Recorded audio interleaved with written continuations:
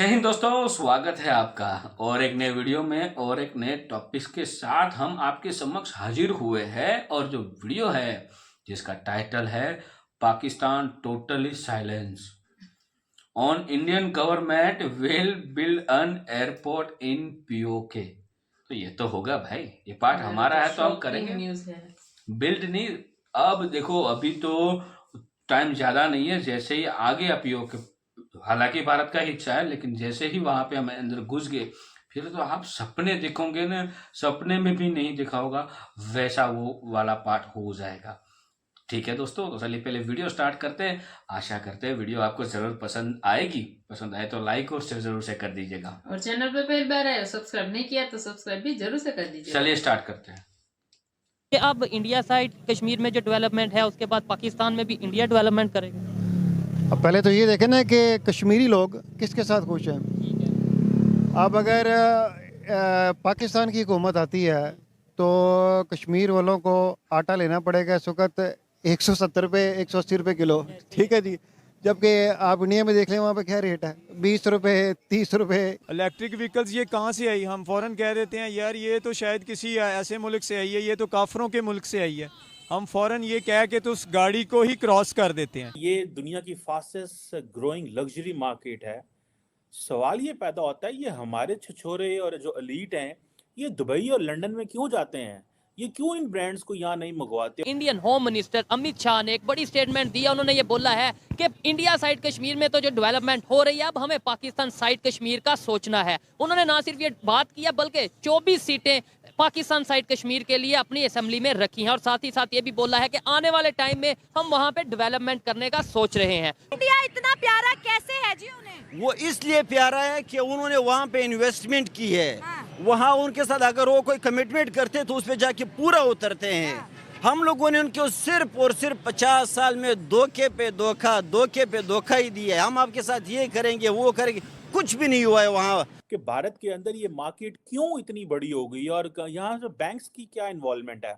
हमारे यहाँ तो बैंक्स 1 लाख रुपए का 2 लाख का क्रेडिट कार्ड नहीं देते। अगर आप वकील हैं, अगर आप जर्नलिस्ट हैं, अगर आप लॉयर हैं तो आपको बैंक कहते हैं कि हमें आप पे ट्रस्ट ही नहीं, आप हम पे केस कर सकते हैं, सो हम आपको क्रेडिट कार्ड ही नहीं देते। ये तो लेवल है। ओमान सुल्तान भारत के स्पेस प्रोजेक्ट से, साइंस से बहुत ज़्यादा मुतासिर हो गया, दीवाने हो गए और चाहते हैं कि वो भारत की हेल्प लें, भारत की गाइडेंस ले, स्पेस प्रोजेक्ट्स के अंदर इसरो की मदद ले। भाई कश्मीर को क्या बेहतर करना है? पहले अपना मुल्क तो बेहतर कर लो, अपना लाहौर बेहतर कर लो, अपना पाकिस्तान बेहतर कर लो। यहाँ पे तो कोई पहले इसको तो देख लो। बात ये कि अपना घर में आग लगी हुई है और आप जा रहे हो कश्मीर को ठीक करने। ट्रेनिंग किसने दी है भाई? ये इंडिया वाले देते हैं ट्रेनिंग उनको। अंकल जी मैं आपको दिखा सकता हूँ कहाँ पे ट्रेनिंग होती है। जरा उधर आसपास भी नजर दौड़ा जो कि पहाड़ों में जहाँ पे इनके ट्रेनिंग सेंटर है वहाँ उनके ट्रेनिंग कौन देते हैं भाई? तो फिरते मुझे तो यही लगता है कि हम आज भी जो है ना वही जो ओल्ड एज में जी रहे हैं, स्टोन एज में जी रहे हैं। मुझे तो ऐसे फील होता है। नरेंद्र मोदी साहब प्राइम मिनिस्टर जो हैं उनकी बात आपने सुनी थी कि पाकिस्तान को अपने हालात के साथ लड़ने दें, हम आगे निकलते हैं। That was a very big thing. मेरा ख्याल है ये बात इतनी बड़ी बात थी कि समझने वाले बंदे के लिए काफ़ी थी।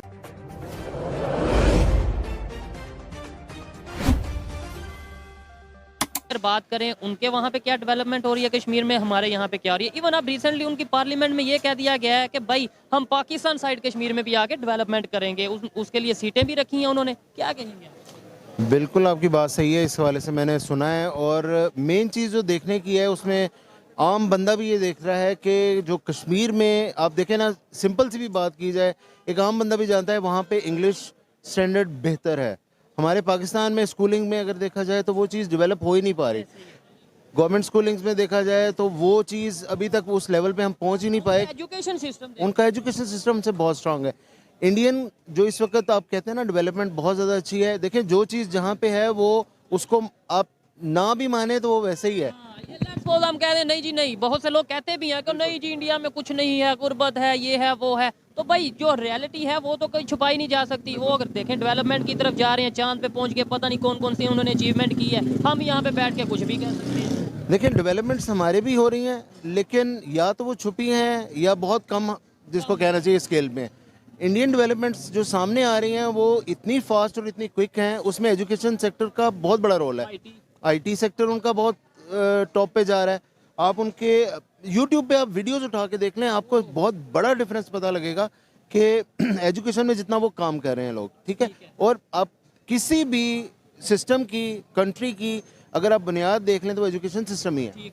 और हमारा एजुकेशन सिस्टम कहाँ खड़ा है मुझे मेरा ख्याल है ज़्यादा बताने की ज़रूरत नहीं है, वो हमें पता है। दूसरी चीज़ ये है कि वहाँ पे आप इस वक्त देखें टेस्ला कार्स इंडिया में बन रही हैं एट द रीसेंट, अभी ये आपके सामने है, ठीक है।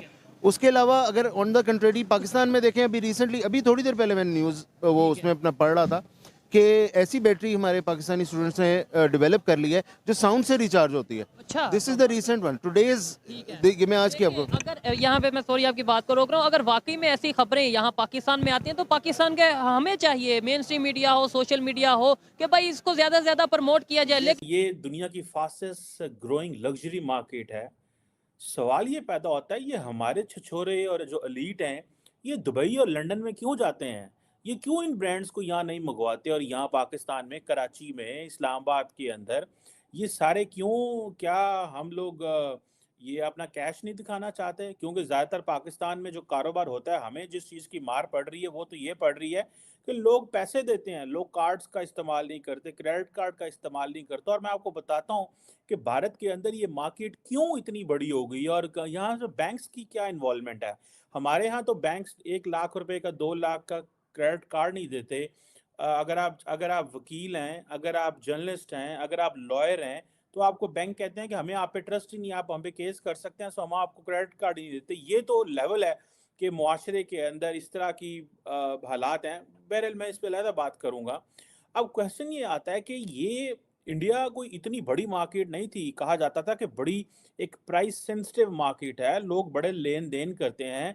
और जारी बात है, जहां इंडिया के अंदर 800 मिलियन लोगों को अंदर नरेंद्र मोदी ने अपनी इलेक्शन कैंपेन में कहा था कि वो फ्री व्हीट देंगे, तो दैट टेल्स कि ऑब्वियसली एक बड़ी जो हिस्सा है इंडिया की आबादी का, दैट इज प्राइस सेंसिटिव है। और जैसे पाकिस्तान में भी है, मैं ज़ाती तौर पे भी मैं समझता हूँ कि ये जो कैपिटलिज्म है, इससे कैसे फ़ायदा उठाना है। हम अक्सर दोस्त जब कभी बैठते हैं तो कैपिटलिज्म से कैसे फ़ायदा उठाना है, तो हमेशा इनकी जो प्रमोशंस होती हैं, प्रोजेक्शंस होती हैं, या क्रेडिट कार्ड से अगर कोई फ़ायदा मिल रहा है, कहीं पे डिस्काउंट्स लगे हैं, तो ऐसे ही फ़ायदा उठाया जा सकता है। वरना ये तो आपको निचोड़ते रहते हैं और फ़ायदे देते लेते रहते हैं खुद, तो कस्टमर ने कैसे फ़ायदा लेना होता है। बट एनी हाउ, अब ये कहा जा रहा है कि भारत के अंदर एक एफुलेंट जो है वो तबका जो है वो बढ़ रहा है।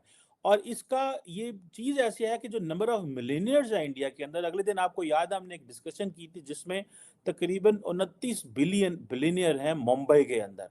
ये पाकिस्तान का क्यों रिकॉर्ड नहीं है? हम क्यों रिकॉर्ड नहीं रखना चाहते? हम चोर हैं, हम डाकू हैं, हम क्या हैं? हमारे लोग क्यों अपनी जो डाटा सामने नहीं आने देते? आप अगर इंडिया के अंदर वो जो डिजिटल पेमेंट सिस्टम है, वो उन्होंने वो क्यों लेके आ रहे हैं और क्यों हम इन चीज़ों को इंट्रोड्यूस नहीं करा रहे? इंडिया का डिजिटल पेमेंट सिस्टम, छल्ली वाले से छल्ली लेनी है, जो कि आपने वो कॉन्स लेने हैं तो तब भी आपको जनाब डिजिटल पेमेंट सिस्टम है। आपने जनाब भुट्टा लेना है तब भी आपको डिजिटल पेमेंट सिस्टम है। तो आप छोले लेने हैं तो सब कुछ भी लेना है, then you go and give your digital payment करते हैं।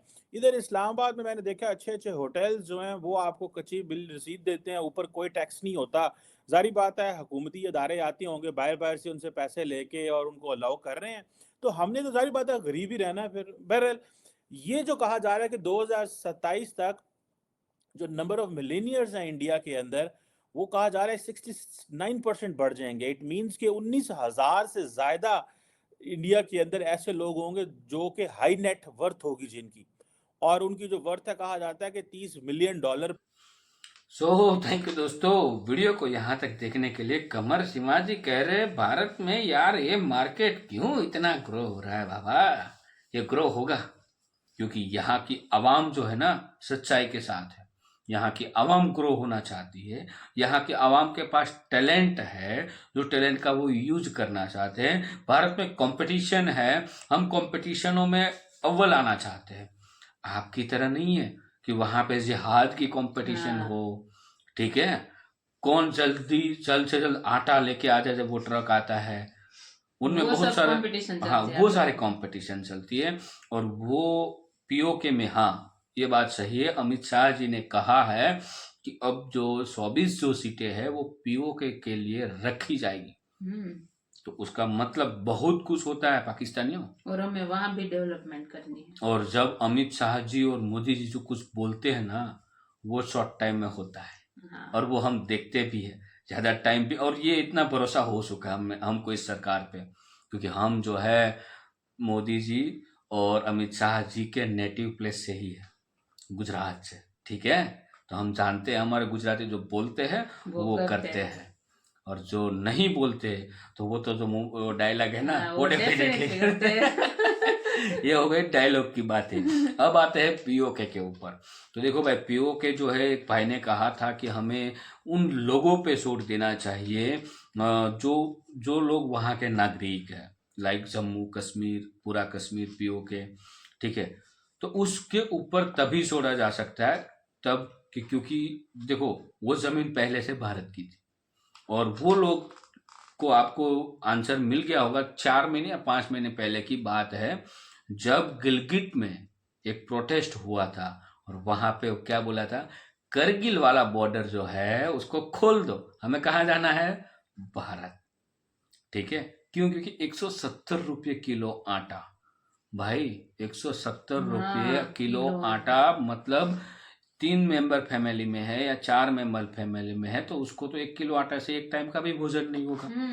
बच्चे की अलग चीज है, बड़े लोग होंगे 3-4 बड़े, तो फिर उसको तो 1 किलो आटा से एक टाइम का भोजन नहीं होगा, उसको 2 किलो तो मिनिमम चाहिए रिक्वायरमेंट।